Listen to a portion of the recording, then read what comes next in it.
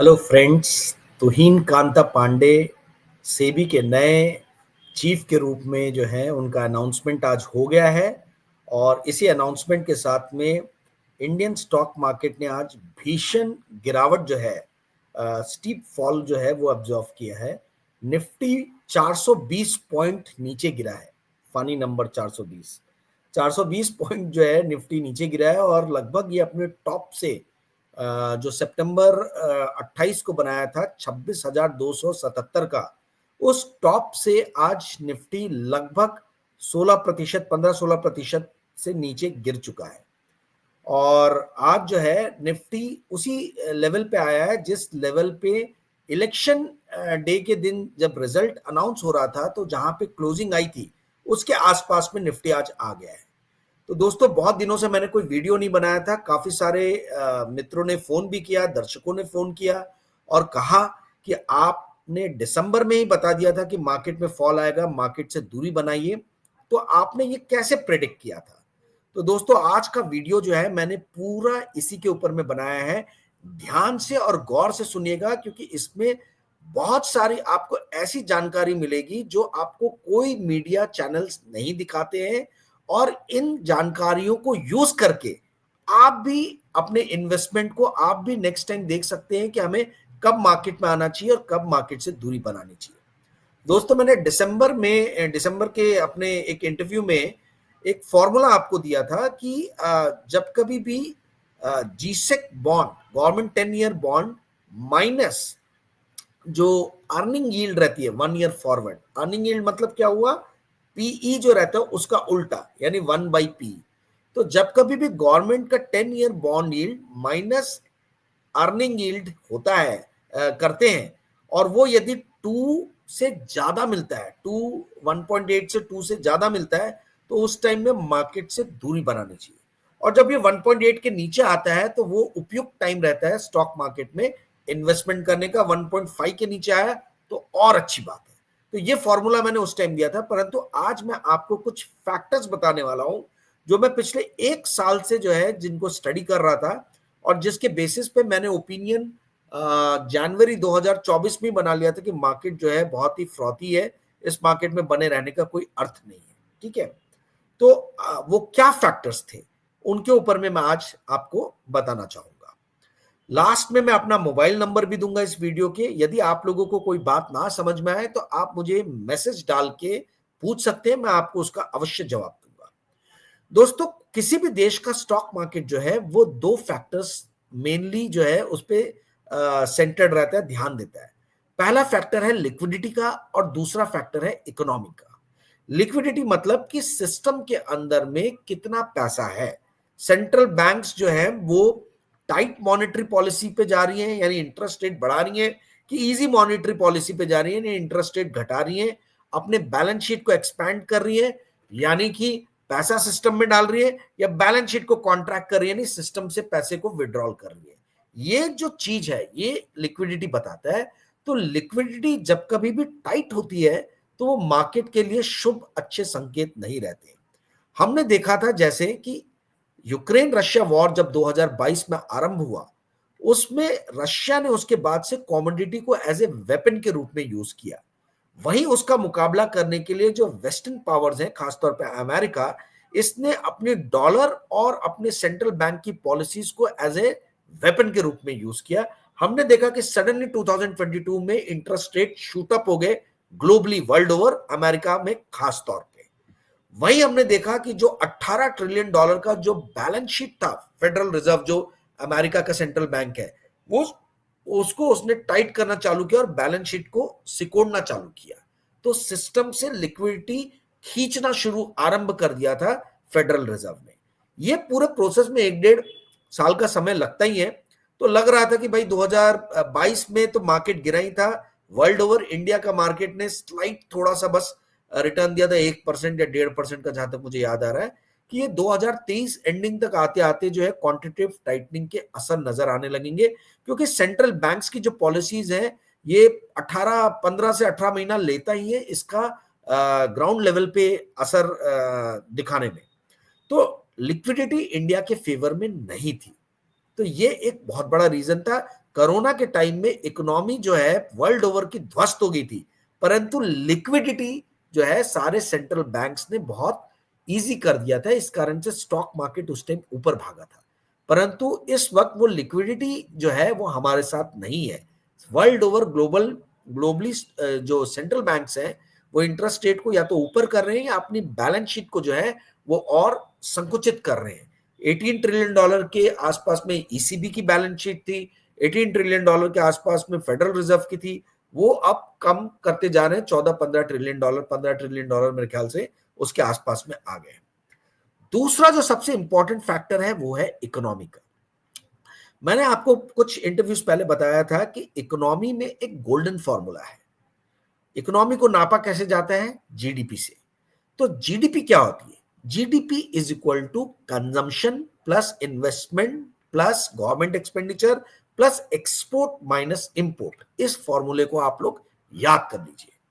अब यदि हम ये देखेंगे कि ये जो चारों इंजन ऑफ ग्रोथ है, यानी कंजम्पशन, गवर्नमेंट, इन्वेस्टमेंट और एक्सपोर्ट, ये चारों के चारों जो इंजन थे ग्रोथ के, ये बड़े सबड्यूड हो गए थे, स्टैग्नेंट हो गए थे, ठीक से काम नहीं कर रहे थे, ठीक से फायर नहीं कर रहे थे।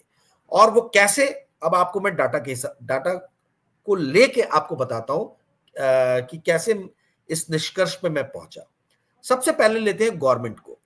देखिए, गवर्नमेंट का जो टैक्स कलेक्शन है, रेवेन्यू बोल लीजिए, रेवेन्यू जो है वो ऑलमोस्ट 20% ऑफ जीडीपी है और ये लगभग 3 दशक से इसी के आसपास रहा है। 20% ऑफ जीडीपी जो है, देश की जो जीडीपी है उसके आसपास में गवर्नमेंट का टैक्स कलेक्शन होता है। परंतु जो गवर्नमेंट का एक्सपेंडिचर है ये 25 से 30% के बीच में वेरी करता रहता है। तो 9.5% का फिस्कल डेफिसिट जो है ये FY21 में कोरोना काल में भारत सरकार का हो गया था। फिस्कल डेफिसिट मतलब आमदनी कम, खर्चा ज्यादा। तो खर्चा जो ज्यादा होता है माइनस आमदनी, ये आपको एक खाई, एक डेफिसिट देती है जिसको हम फिस्कल डेफिसिट बोलते हैं। तो भारत सरकार का अब पूरा का पूरा जो ध्यान है वो ये है कि हम फिस्कल डेफिसिट को कैसे कम करें। ठीक है, एग्जांपल आपको देता हूं।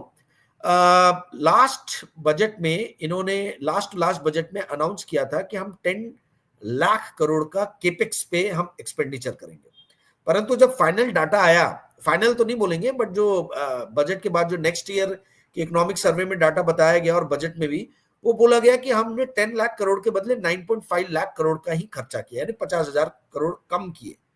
वैसे ही उस फाइनेंशियल ईयर में FY25 के लिए कैपिटल एक्सपेंडिचर रखा गया था 11.11 लाख करोड़ का, जो एक्चुअल में इस बजट में बताया गया कि 10.1 लाख करोड़ ही हुआ है, यानी 1 लाख करोड़ से कम खर्चा किया गया है केपेक्स पे। लास्ट ईयर 50,000 करोड़ कम किया गया था। तो सरकार ये क्यों कर रही है? क्योंकि सरकार जो है वो अपने फिस्कल डेफिसिट को कम करना चाहती है। एक तरफ तो वो दुनिया भर की वेलफेयर स्कीम जो है उसको उन्होंने लागू करके रखा है, वहीं दूसरी तरफ जो है कैपिटल एक्सपेंडिचर को ये जो है ये कम खर्चा कर रही थी। तो ये this is very negative for any stock market. ठीक है, तो ये एक फैक्टर जो है ये बड़ा इंपॉर्टेंट है कि गवर्नमेंट का रुख किस तरफ है। गवर्नमेंट भली दिखा रही है कि हम केपेक्स ज्यादा करने वाले हैं, परंतु वो अनाउंस करके जब वास्तविकता आती है तो आप उस टारगेट को मीट नहीं करते हो, ये एक बड़ा ही नेगेटिव सिग्नल देता है। दूसरी चीज ये कि आप ये देखिए टैक्स बॉयंसी जो है, टैक्स बॉयंसी का मतलब ये रहता है कि जो टैक्स का जो ग्रोथ है, टैक्स रेवेन्यू का जो ग्रोथ है डिवाइडेड बाय नॉमिनल जीडीपी का जो ग्रोथ है, वो इंडिया का पिछले 35 सालों से जो है 1.04 के आसपास रहा है, यानी ये हिला ही नहीं। जीडीपी ग्रोथ जो हो रही है उसी रफ्तार से टैक्स बॉयंसी भी है, यानी कोई बहुत ज्यादा टैक्स बॉयंसी बढ़ नहीं रही है या कम नहीं हो रही, तो स्टैग्नेंट थी। यानी एक फिक्स्ड अमाउंट ऑफ पैसा जो है, लिमिटेड अमाउंट जो गवर्नमेंट का पूल है पैसा खर्चा करने का, वो तो एक लिमिटेड ही है। पिछले 30-35 साल से वो दिख रहा है कि भाई टैक्स बॉयंसी जो है वो 1.04 के आसपास ही है, परंतु एक्सपेंडिचर जो है वो बढ़ रहा है, घट रहा है। आज भी इंडिया का 25 से 30% जो जीडीपी है उसका जो खर्चा है वो भारत सरकार करती है। इसके ऊपर मैंने हाल फिलहाल में फरवरी में एक स्टोरी किया था, बहुत वो स्टोरी हिट भी हुई और वो मैं देखूंगा कि डिस्क्रिप्शन बॉक्स में मैं लगाऊं। तो कहने का अर्थ है कि गवर्नमेंट की अब प्रायोरिटीज चेंज हो रही है, वो अपने खर्चों को जो है वो कम कर रही है, डेफिसिट को कम कर रही है, तो वो तो रोजगार के सृजन पैदा करने वाली है नहीं, और जीडीपी ग्रोथ में भी कोई बहुत ज्यादा कंट्रीब्यूट करते हुए नजर नहीं आ रही है। अब आते हैं इन्वेस्टमेंट पे, जो कि कॉर्पोरेट्स करते हैं। आप यदि देखेंगे कि कोरोना के बाद से इंडियन कॉर्पोरेट्स का प्रॉफिट जो है एकदम तेजी से बढ़ गया। प्रॉफिट पर एक तरीके से एस्टिमेट आप समझ लीजिए ये होता है नेट प्रॉफिट। मेन जो मायने रखता है जो फैक्टर वो है फ्री कैश फ्लो, यानी कंपनीज के हाथ में एक्चुअली में कितना जो है वो रुपया, कितना कैश आ रहा है after completing it's obligation of spending, मतलब जो कैपिटल एक्सपेंडिचर पे स्पेंड करना है या अपने वर्किंग कैपिटल रिक्वायरमेंट में जो भी पैसा खर्च करना है उसको माइनस करने के बाद में जो आप ऑपरेशन से जो भी अपना सामान बेच के आप पैसा कमा रहे हैं, उससे जब आप एक बार अपने ये वर्किंग कैपिटल एक्सपेंसेस को माइनस करते हैं तो जो बचता है that is free cash flow. तो हमने देखा, मतलब मैंने देखा कि फ्री कैश फ्लो जो है वो पिछले 3 साल में बहुत तेजी से इंडियन कॉर्पोरेट्स का बढ़ा है। जो एनएससी 500 कंपनीज हैं, इन्होंने FY22 में जो फ्री कैश फ्लो शो किया, ये नॉन फाइनेंशियल एनएससी 500 कंपनीज हैं, मतलब इसमें से मैंने बैंक्स, इंश्योरेंस कंपनीज को निकाल दिया और एनबीएफसीज को। तो 9.64 लाख करोड़ का फ्री कैश फ्लो जो था वो इंडियन कॉर्पोरेट्स के पास में था, एनएससी 500 लिस्टेड कंपनीज के पास में। ये 29% बढ़ा नेक्स्ट फाइनेंशियल ईयर में, और FY23 में ये फ्री कैश फ्लो बढ़ के हुआ 12.89 लाख करोड़, और फिर FY24 में फिर ये 23% बढ़ा और बढ़ के हुआ 16.3 लाख करोड़ रुपीस। तो इसका मतलब क्या है? इसका मतलब है कि कॉर्पोरेट्स प्रॉफिट के द्वारा ज्यादा धन अर्जन कर रहे हैं, परंतु वो स्पेंड ज्यादा नहीं कर रहे उस रेशियो से, उस स्पीड से पैसे जो हैं वो ज्यादा स्पेंड नहीं किए जा रहे। फ्री कैश फ्लो जो है वो बहुत तेजी से बढ़ रहा है, परंतु वो इसलिए बढ़ रहा है क्योंकि जो माइनस किया जाता है ऑपरेटिंग, जो आप धन अर्जन कर रहे हो अपने ऑपरेशन से, माइनस जो केपेक्स और वर्किंग कैपिटल में खर्च किया जाता है, ये माइनस करने वाला फैक्टर जो है उस स्पीड से नहीं बढ़ रहा है, इसलिए फ्री कैश फ्लो जो है तेजी से बढ़ रहा है। ठीक है, तो फ्री कैश फ्लो तेजी से बढ़ना जो है वो ये दिखाता है कि कॉर्पोरेट्स कैपिटल एक्सपेंडिचर नहीं कर रहे, ज्यादा वर्किंग कैपिटल पे पैसे खर्चा नहीं कर रहे। कॉर्पोरेट्स क्यों नहीं ये कर रहे? क्योंकि कॉर्पोरेट्स को डिमांड नहीं दिख रही है। कॉर्पोरेट्स को डिमांड क्यों नहीं दिख रही है? क्योंकि रोजगार सृजित नहीं हो रहे, लोगों की आमदनी नहीं बढ़ रही है। जब लोगों की आमदनी नहीं बढ़ेगी तो कॉर्पोरेट्स किसके लिए सृजन करेंगे, किसके लिए नई फैक्ट्रीज लगाएंगे, किसके लिए मतलब अपने नए प्रोडक्ट्स बनाने के लिए केपेक्स करेंगे? ये एक बहुत बड़ा सवाल है, क्योंकि हर 3 तिमाही में, हर क्वार्टरली रिजल्ट में उनको एनालिस्ट और इन्वेस्टर्स को जवाब देना पड़ता है। तो वो सरकार की तरह जो है उठे सुठे कुछ भी खर्चा कर नहीं सकते। उनकी एक लॉन्ग टर्म प्लानिंग रहती है, और वो लॉन्ग टर्म प्लानिंग जो रहती है वो इकोनॉमी में कितनी बॉयंसी है, कितनी डिमांड है, इसके ऊपर में डिपेंड करती है। तो फ्री कैश फ्लो जो बढ़ता हुआ हमको नजर आ रहा है, इससे ये समझ में आया मुझे कि कॉर्पोरेट जो है ये स्पेंड नहीं कर रहा, और ये सबसे बड़ा सिग्नल है कि इंडिया की इकोनॉमी में ठहराव सा आने लग गया है। ठीक है, ये 1 साल पहले मुझे समझ में आ गया था फ्री कैश फ्लो के लेवल्स को देख के। अब तीसरे इंजन पे आते हैं। तीसरा इंजन है हाउस होल्ड। हाउस होल्ड बहुत ही डिस्ट्रेस स्थिति में इंडिया में। एक यूबीएस की रिपोर्ट आई थी लास्ट ईयर, जो मुझे याद आ रहा है, उस रिपोर्ट में मेंशन था कि 1.2 करोड़ लोग ही इस देश में ऐसे हैं जिनकी आमदनी $10,000 से ज्यादा है। तो यदि मैं $1 को 87 रुपीज पकड़ूं जो आज की डेट में चल रहा है, तो 87 मल्टीप्लाई बाय 10,000 यानी 8,70,000 रुपए एनुअली, वार्षिक आय जो है ये सिर्फ 1.2 करोड़ लोगों की ही है इस देश के अंदर में। अगर हर परिवार में 4 लोग भी हैं तो आप पकड़ लीजिए 5 करोड़ के आसपास में लोग ऐसे हैं जिनकी आमदनी, जिनके घर में जो आमदनी वार्षिक आ रही है वो 8.25 लाख के आसपास में आ रही है। ठीक है, यही लोग जो है यही इकोनॉमी को सस्टेन रखे हुए हैं। तो 140 करोड़ की आबादी में बताइए 5 करोड़ 6 करोड़ लोगों के पास में ही यदि पैसा आ रहा है, तो कहां से हाउस होल्ड जो है वो स्पेंड करेंगे? दूसरा, और एक और मैं आपको बताता हूं, इंडिया में जो क्रेडिट कार्ड लोन्स हैं वो ट्रिपल हो गए हैं। 70,000 से 2,20,000, 2.2 लाख करोड़ जो है ये पहुंच गया FY21 से FY24 के बीच में। ये भी स्टोरी किया था, मैं देखूंगा डिस्क्रिप्शन बॉक्स में लगा सका तो लगाऊंगा। गोल्ड लोन जो है, प्राइस वाटर हाउस कूपर की रिपोर्ट बोलती है कि इंडिया का जो टोटल गोल्ड मार्केट है, गोल्ड लोन का जो मार्केट है, उसमें 37% ही ऑर्गेनाइज सेक्टर में है और 63% गांव में महाजन मुनीम ये लोग जो सोना रख के, जो गिरवी रख के जो पैसे देते उसमें। ये 37% जो है, ये 7 लाख करोड़ के आसपास का है। ये 7 लाख करोड़ जो है, आप ये समझ लीजिए कि इसके अंदर में पहले जो है डिफॉल्ट जो हो रहा था, एनपीए जो हो रहा था, वो 2 साल पहले तक था सिर्फ 1,500 करोड़ के आसपास में, जो अब बढ़ के 7,000 करोड़ के आसपास में आ गया। यानी 2-3 साल के अंदर में जो सोना गिरवी रख के जो लोग लोन उठा रहे हैं, वो भी अपना सोना छुड़वा नहीं पा रहे, वो छोड़ दे रहे हैं। तो ये तो अल्टीमेट मतलब एक किसी भी हाउस होल्ड की, क्या बोला जाए, मतलब दरिद्रता को बताता है, क्योंकि लोग अपना सोना जो है वो इजिली जाने नहीं देते हैं, इमोशंस अटैच रहते हैं। तो ये एक बहुत बड़ा फैक्टर था कि किस तरीके से गोल्ड लोन बढ़ रहा है, किस तरीके से क्रेडिट लोन बढ़ रहा है, किस तरीके से एनपीए इन लोन्स में बढ़ रहे हैं, किस तरीके से पर्सनल लोन जहां पे कोलेट्रल नहीं रखा जाता है वो तेजी से बढ़ रहा है। और उसके कारण आरबीआई जो है, आरबीआई तमाम तरीके की जो है अपने नियमों में उन्होंने बदलाव किया था 2023 अक्टूबर में मेरे ख्याल से, या जनवरी में, 2024 जनवरी में।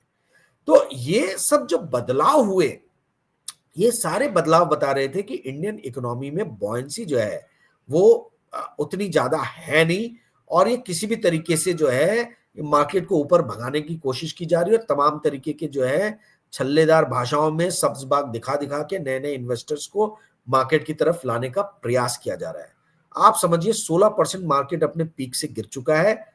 आने वाले दिनों में मुझे लगता है कि जो लो बना था स्टॉक मार्केट का जून 4 को, जब रिजल्ट्स अनाउंस हो रहे थे, कुछ 21,800 के आसपास था, मार्केट इस बार उसको तो क्रैक करेगा, उसको तोड़ेगा, उसके नीचे जाएगा ही जाएगा। चौथा जो इंजन ऑफ ग्रोथ है वो है एक्सपोर्ट। एक्सपोर्ट यदि आप देखें तो FY23 में इंडिया ने जो एक्सपोर्ट किया था, FY24 में उससे 3% कम एक्सपोर्ट किया है, यदि आप डाटा फिगर देखें तो। यानी चौथा इंजन जो है वो भी ठीक से काम नहीं कर रहा था। एक तरफ तो हम बात करते कि China plus one, China plus one. देखिए, चाइना का जो ग्लोबल एक्सपोर्ट मार्केट जो है, उस मार्केट शेयर में 15% कंसिस्टेंटली चाइना ने बना के रखा है। वर्ल्ड ओवर जो ये ग्लोबल एक्सपोर्ट का जो ट्रेड का जो मर्चेंडाइज ट्रेड का जो मार्केट साइज है, ये है करीबन $24 ट्रिलियन। इस $24 ट्रिलियन का 1.5, यानी आप पकड़ लीजिए मोटा मोटी $3.6 ट्रिलियन, $3.5 ट्रिलियन के आसपास चाइना एक्सपोर्ट कर ही रहा है। तो आप कितनी भी बोल लीजिए कि चाइना में जो है वो वहां की इकोनॉमी बूम नहीं कर रही और तमाम तरीके की चीजें, पर चाइना ने एक्सपोर्ट में अपने शेयर को छोड़ा नहीं है, और उसका नुकसान ये हो रहा है, अमेरिका टैरिफ लगा रहा है चाइना पे, तो उसका नुकसान ये हो रहा है कि चाइना दूसरे देशों में डंप कर रहा है अपने माल को। तो इंडिया के साथ में चाइना का ट्रेड डेफिसिट बहुत बड़ा है, और इंडिया में अपने ये सस्ते मालों को डंप कर रहा है। तो ये भी इंडियन कॉर्पोरेट्स के लिए चिंता का विषय है, इस कारण भी ये केपेक्स नया कर नहीं रहे। तो ये जो 3-4 चीजें मैंने आपको बताई, ये चीजें आप भी ध्यान दे सकते हैं, आप भी ऑब्जर्व कर सकते हैं। किसी भी स्टॉक मार्केट में इन्वेस्टमेंट करने के लिए ये चीजों को देखना जरूरी है। आप ये देखिए कि एक्सपोर्ट टू जीडीपी का रेशियो इंडिया में बढ़ रहा है कि नहीं बढ़ रहा है, अगर चौथा इंजन आपको देखना है तो। मैन्युफैक्चरिंग टू जीडीपी रेशियो बढ़ रहा है कि नहीं बढ़ रहा है, यदि इन्वेस्टमेंट का आपको देखना है तो। ठीक है, investment, net profit to GDP, ये इसका रेशियो किस तरीके से जा रहा है। अगर ये बढ़ रहा है और केपेक्स का रेशियो नीचे जा रहा है, और फ्री कैश फ्लो और नेट प्रॉफिट का रेशियो जीडीपी के मुकाबले ऊपर जा रहा है, और केपेक्स कम जा रहा है, तो इसका मतलब है कि कॉर्पोरेट जो है ये कैश को कंजर्व कर रहे हैं, ये खर्च नहीं कर रहे हैं, ये नौकरी के अवसर जो है वो सृजित नहीं कर रहे हैं। इसका मतलब है कॉर्पोरेट जो है वो बड़ी जल्दी सिग्नल पकड़ते हैं। इसका मतलब है इकोनॉमी में बॉयंसी नहीं है। जो भी आप बातें सुन रहे हैं कि बहुत बॉयंट है, बहुत बॉयंट है, सब झूठी फरेबी बातें हैं। इंडियन कॉर्पोरेट सबसे पहले रहते हैं जो किसी भी इकोनॉमी के अंदर की जो क्या वास्तविकता है उसको ढूंढ के निकाल के लेके आते हैं। मेरे पास में केपेक्स के भी डाटा है, मेरे पास में एक्सपोर्ट के भी डाटा है, मेरे पास में बाकी दूसरे जो तमाम मैंने वेक्टर्स बताए उनके भी डाटा है, परंतु मैं दूंगा नहीं, मैंने सिर्फ फ्री कैश फ्लो का दिया है, क्योंकि देखिए बहुत सारे यूट्यूब चैनल्स ऐसे हैं जो डाटा चोरी कर लेते हैं और क्रेडिट नहीं देते, कॉन्सेप्ट चोरी कर लेते हैं और क्रेडिट नहीं देते। मैं प्रिंट का जर्नलिस्ट हूँ, हम लोग यदि कभी भी किसी भी रिसर्च रिपोर्ट से या कहीं और से कोई भी चीज लेते हैं तो हम ड्यू क्रेडिट देते हैं। परंतु ये यूट्यूब की दुनिया में मैं देख रहा हूँ इतने सारे यूट्यूब चैनल्स आ गए, ये बेसिक मर्यादा को फॉलो नहीं करते जो जर्नलिज्म का रहता है, क्योंकि ये जर्नलिज्म कर ही नहीं रहे, ये कंटेंट क्रिएशन कर रहे हैं, कंटेंट क्रिएटर्स हैं ये लोग, तो ये चोरी करके कुछ भी बोल देते हैं। इसलिए बहुत सारे डाटा फैक्टर्स ऐसे हैं जो मैंने बताए नहीं है, और भी कई चीजें मैं आगे धीरे धीरे एक एक परत खोलता जाऊंगा। आज जो मैंने बताया समराइज कर रहा हूं कि आपने पहले लिक्विडिटी देखना चाहिए और इकोनॉमी की कंडीशन देखनी चाहिए मार्केट में इन्वेस्ट करने के पहले। लिक्विडिटी का अर्थ है कि क्या इंटरेस्ट रेट ऊपर जा रहे हैं, नीचे जा रहे हैं, सेंट्रल बैंक की बैलेंस शीट बढ़ रही है, घट रही है, संकुचित हो रही है, क्या हो रही है, इस पे ध्यान देने की जरूरत है। दूसरा इकोनॉमी, इकोनॉमी में मैंने आपको बताया कि 4 इंजन ऑफ ग्रोथ रहते हैं, कंजम्पशन, इन्वेस्टमेंट, गवर्नमेंट और एक्सपोर्ट। कंजम्पशन घट रहा था, इसके मैंने आपको एग्जांपल दिए, क्रेडिट कार्ड लोन जो है ये बढ़ रहा था, गोल्ड लोन बढ़ रहा था, इन सभी में डिस्ट्रेस बढ़ रहा था, जो शो करता है कि आने वाले दिनों में कंजम्पशन घटेगा, क्योंकि हाउस होल्ड में डिस्ट्रेस की स्थिति बढ़ रही थी। दूसरा है इन्वेस्टमेंट, इन्वेस्टमेंट के लिए मैंने आपको बताया कि कॉर्पोरेट्स का फ्री कैश फ्लो तो बढ़ रहा था, परंतु उस रेशियो में केपेक्स कॉर्पोरेट्स नहीं कर रहे थे। तीसरा इंजन ऑफ ग्रोथ है गवर्नमेंट, जो मैंने आपको बताया कि उसका आज की डेट में एम है कि कैसे भी हम फिस्कल डेफिसिट को कम करें। तो गवर्नमेंट भी जो है वो इंजन ऑफ ग्रोथ में काम नहीं कर सकती थी। और चौथा जो है वो एक्सपोर्ट, एक्सपोर्ट मैंने बताया कि एक्सपोर्ट स्टैग्नेंट है। तो जब चारों इंजन ऑफ ग्रोथ जो है इकोनॉमी के ये ठीक से काम नहीं कर रहे हैं, तो फिर कहां से आएगी बॉयंसी? तो बॉयंसी नहीं रहेगी इकोनॉमी में, इकोनॉमी में उछाल नहीं रहेगा, तो ये कॉर्पोरेट्स किसके लिए माल बनाएंगे, किसको बेचेंगे, रोजगार के अवसर कहां से सृजित होंगे? तो जब ये होगा ही नहीं तो स्टॉक मार्केट में तो ठहराव या गिराव आना संभव है, मतलब ये होना ही होना है, तय है। तो ये सारे दोस्तों फैक्टर्स को कंसीडर करके मैंने पिछले 1 साल से कंसिस्टेंटली अपने आप को स्टॉक मार्केट से दूर कर लिया था, और जो मैं करता हूं वही मैं आपको बताता हूं, वही चीजें मैंने आपको बताई थी। आप मेरे पुराने 1 साल के सारे वीडियोस देख लीजिए, जो 4 PM पे मैंने कहे हैं या जो करंट में मैंने आपको बताए हैं। आपको यदि डाटा चाहिए या कुछ और समझना है तो आप मुझे 9860317209 पे मैसेज डाल सकते हैं। थैंक यू दोस्त, मुझे लगता है कि आज का एपिसोड आपको पसंद आया होगा। यदि पसंद आया होगा तो कृपया करके इस एपिसोड को लाइक कीजिएगा और इस वीडियो को शेयर कीजिएगा। धन्यवाद। आई होप आपको अच्छा लगा होगा।